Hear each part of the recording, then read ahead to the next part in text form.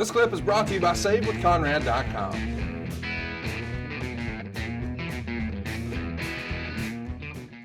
Chat me up about budgeting. You know, you and I are, we've both ran a few businesses in our day. And so sometimes we have to balance, what do the fans want creatively? How can we make the boys happy? How can we put the best product out there?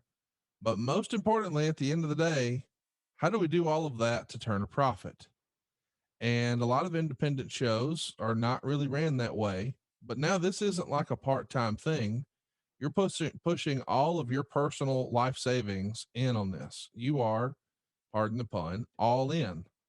So with that in mind, I believe there's probably a methodology to, we can't just book as many stars as we can or we want. We do need to make a big splash on our first show, but moving forward, we need more of this homegrown talent that we can sort of give a big platform, whether they're coming from Cornelia, Georgia, or Jersey All Pro, or Ian Rotten, or Canada, or wherever. Let's give them some exposure, but we need a handful of marquee names. And so a lot of independent promoters to this day who have been running for a long, long time, you'll see a poster full of guys he's trying to make his local stars, and then a guy or two who are sort of the names that'll get the casual wrestling fan off the couch and down to the local arena. What was your methodology? We need one big name per show. We need two big names per show. Did you have something like that in mind with regards to laying out a budget? Sure. Coming out of the gate, I wanted the first 4 to 6 episodes to be as big and as loud and as broad as possible. And the methodology, I'll use your term, you know, coming from the territory days of Memphis on Monday, Louisville on Tuesday, Evansville on Wednesday, and Nashville on Saturday. Those are all weekly towns. And knowing a one-page budget for each of those shows and how it was promoted and how it was run. And, you know, there was the biggest return on investment was always Memphis, Mid-South Coliseum. It was Lawler's backyard. The territory was built around that city. So, you know, you always put more resources toward Memphis than you did Evansville. And folks will tell you this day, the Evansville payday was terrible. I mean, absolutely terrible, but it was a somewhat of a necessary evil, if you will. It gave, we had the TV in that market, which didn't cost us a penny. We got to run spot shows, lots of spot shows, the armories. So it was a method to the madness. And we did Evansville, Indiana every Wednesday. So you didn't, you know, Austin Idol would come in. You had Idol in Memphis and maybe Louisville. Yeah, you know, Lawler sometimes, you know, just it depends on how it's viewed. But the first 6 shows, I know that I completely busted the budget. Or at least had the mindset from a talent perspective to go up front. But, you know, as it was going to roll out over time, 2 to 3 big stars, I always in my mind was have one marquee main event that people will pay $10 to see. And the semi-main event would be the build, or a couple of semi-main events would be the build for the following week. So it's a rotating main event basis, but no more than 4 probably. If I had to completely do the best recall I can, but no more than between 2 and 4 name value talent per show. So here's a silly question, but you know, we're going to get into the business piece of this. Without investors at this point, how are you able to put together budgets for the show? Or are you just doing it based on, hey, well, I know we're going to get some funding, or, hey, Dad, I know our nest egg can get us to here. What's that process look like before you have a firm commitment from everybody? I wanted to get a 26 show yearly budget and basically multiply it times 3 in my account. It always go up in year 2 and always go up in year 3, just escalating. But long before, I mean, when I went to Scroochie, I had to have a plan, or before I was going to go to, you know, people, banks, or whoever I was going to go to, I had to have a business plan. And, you know, through Keith Mitchell and different production folks, I could build a pro forma. Exactly right? What it's called. Yes. Do you do like a good, better, best?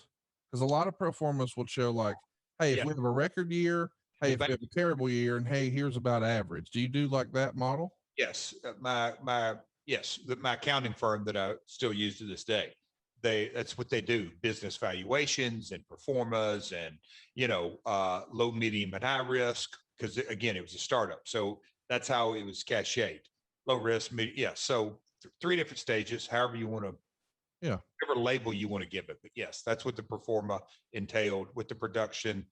Again, we hadn't got to it yet, but the Monterey artist, the booking agency, and the television number. So ticket sales, and I don't even think we put a penny in for merch, but we might have put a little bit in there, maybe on the high one, super successful. But anyway, we put in the performa. So yes, that's how the budget was scaled. Do you think you have that old performa on a hard drive somewhere? I've told you this. I've got boxes and boxes of all kinds of stuff. I'm still a pack rat, but I mean, I get it. It's a wrestling podcast, but he's saving us money on our mortgage. Do you really trust this process? The reviews don't lie. 5-star review after 5-star review. We make it fast, we make it easy, and it's no cost or obligation.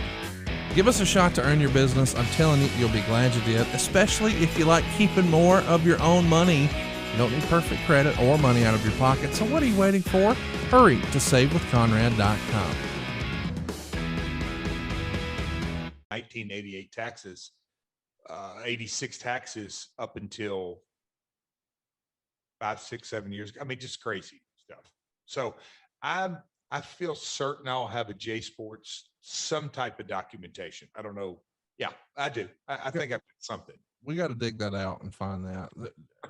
From memory, I know there's no way you'll recall, but guess, what do you think the budget was? The reason I ask is because the Observer had an idea. They said, quote, being very conservative with bare budget production and satellite uplink, break even would probably be 125 grand per week. To me, that seems way low. Break even, I want to make sure that 125 grand revenue. Like he assumes that you're going to have 125 grand outlaid every week to get the show on the air. And obviously you're hoping to sell double that in pay-per-view value. So I can remember roughly the number to go to Huntsville, to go to Dayton, to go to Nashville was in the 200 range. Okay. But that's getting 2 episodes. So 100 a week. So roughly 100 a week. Now, is that throwing in overhead? But Conrad, the reason I'm so in tune with that number, when we went to a fixed location, that dealing with Dallas and Panda, it was under 100. That at some point in those early days of Panda, the question was, we're not going to hold you to an exact number. What can you produce a show weekly?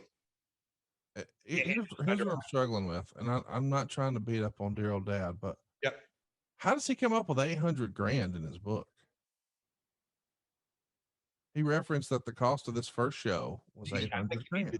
I guess with him and ask him. I don't know. I really don't. I don't know.